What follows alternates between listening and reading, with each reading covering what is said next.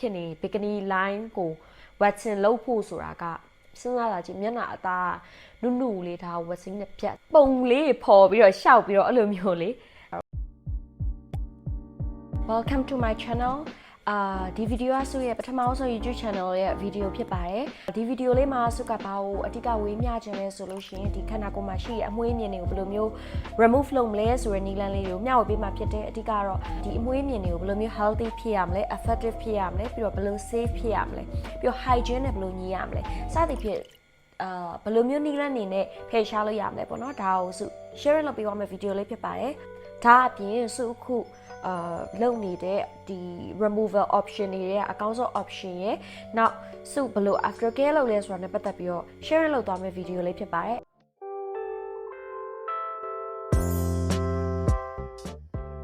waxing ရဲ့ pros and cons ကမကောင်းတဲ့အချက်တွေအရင်ဆုံးပြောမှာပေါ့နော် waxing ရဲ့မကောင်းတဲ့အချက်တွေကတော့ဘာလဲဆိုတော့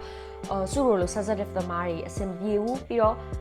အမွှေးတိုးထွက်လို့ရှိရင်လေဒီခြေသလုံးတွေလက်တွေကကိစ္စမရှိဘူးမဲ့ bikini area ဆိုလို့ရှိရင်ဂျုံနယ်ပဲရိတ်waxing မဲ့လို့ဒီခါတာက hair စီပြန်ပြီးတော့ reproduction လုပ်တဲ့အခါမှာအမွှေးလေးကတိုးထွက်လာတဲ့အခါမှာအရန်ရတယ်လေအဲ့ feeling က waxing လုပ်တဲ့သူအမွှေးရိတ်တဲ့သူတိုင်းဖြစ်တယ်အဲ့ဒါကတော့သူ့ရဲ့မကောင်းတဲ့အချက်ပေါ့နော်နောက်တစ်ခုကတော့ဘာလဲဆို area တိုင်းကို waxing လုပ်လို့မရပါဘူး main ကလေးလေဒီနားလေးပတိုင်းမွေးလေးပေါက်တာလေးရှိတယ်ဒီလေစာပြက်လိုက်တာလေးကသူတို့အတွက်ပိုအဆင်ပြေတယ်ဒါပေမဲ့အဲ့ဒါယူ waxing လုပ်ရင်စဉ်းစားတာကြည့်မျက်နှာအသားနုနုလေးဒါ waxing နဲ့ပြတ်ဆိုလို့ရှိရင်အဲ့ဒါလေးကနေရာတိုင်းမရအောင်ပြီးလို့ရှိရင်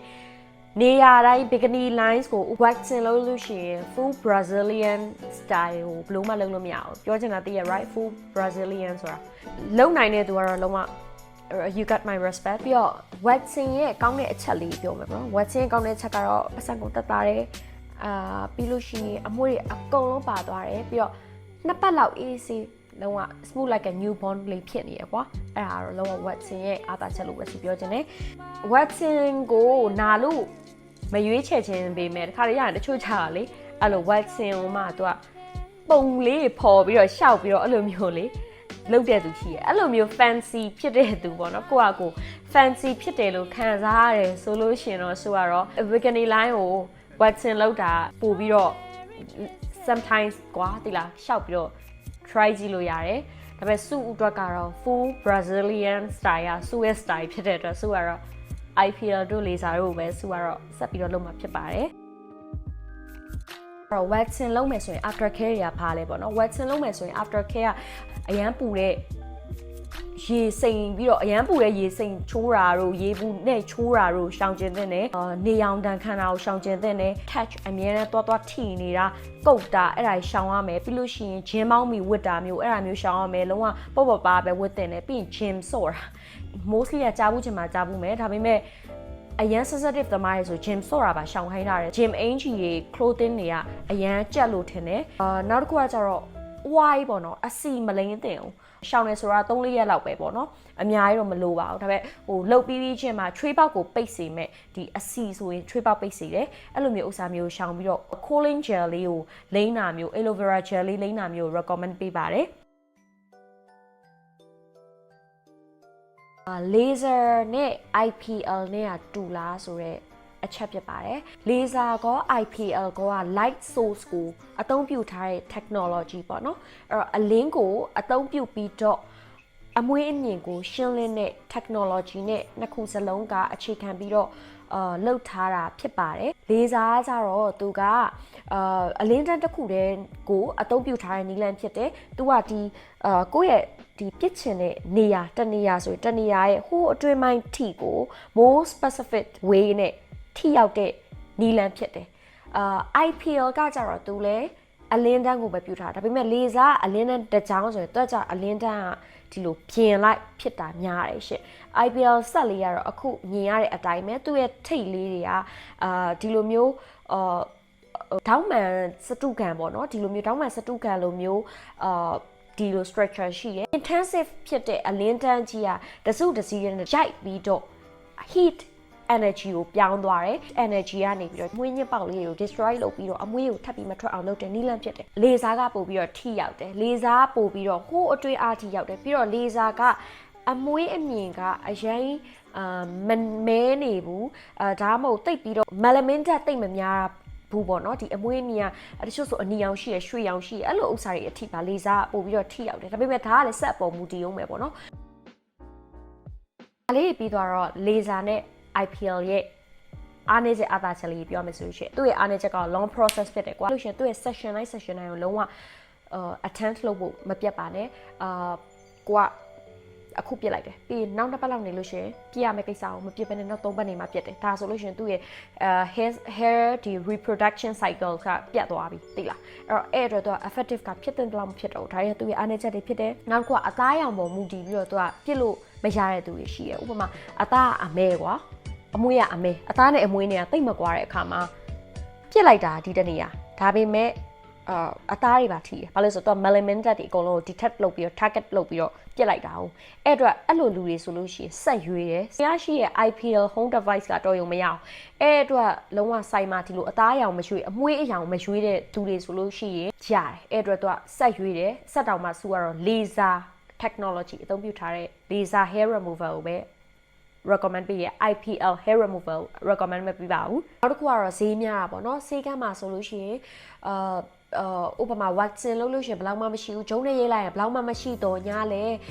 3-4-5သိန်းပေးရတာမျိုးတွေရှိရဲဒီအတွက်စုကတော့ဈေးများတဲ့အတွက်ဈေး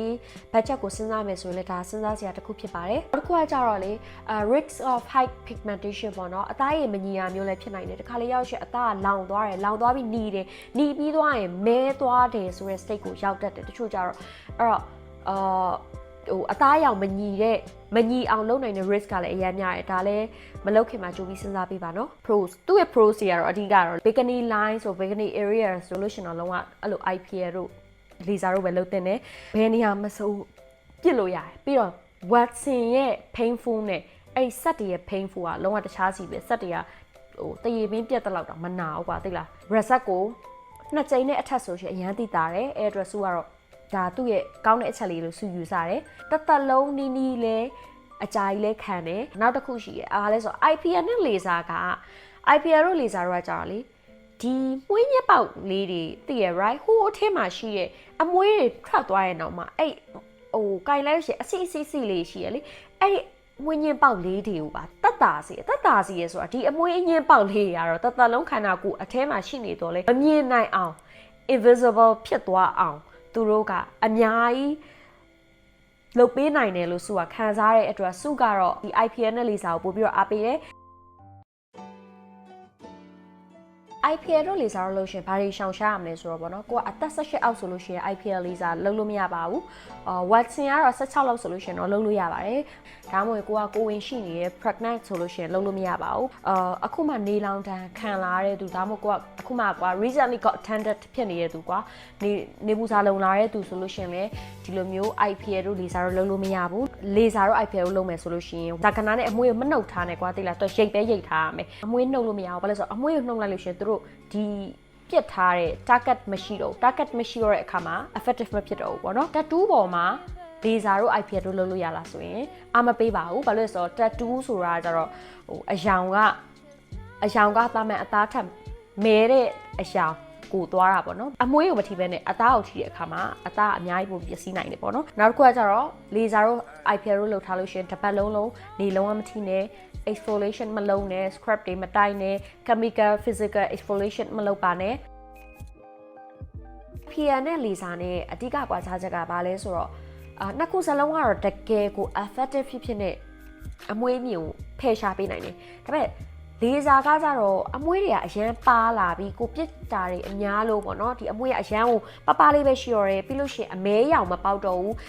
အဖြူအောင်လောက်ပဲဒါမှမဟုတ်လို့ရှိရင်အရန်ကိုမွှေးညင်းပေါက်ကတေးသွားတဲ့အခါမှာအရောင်မလမင်းတက်ကတိတ်မရှိတော့ဒီလိုအဖြူရောင်ရွှေရောင်ဒီလောက်ပဲပေါက်တော့မယ်ဆိုလို့ရှိရင်တော့ laser ဆက်ကပို့ပြီးတော့ထိရောက်မယ်ရှင်ဒါကလည်းဆက်ပုံမူတည်တဲ့အခါမှာကိုယ့်ရဲ့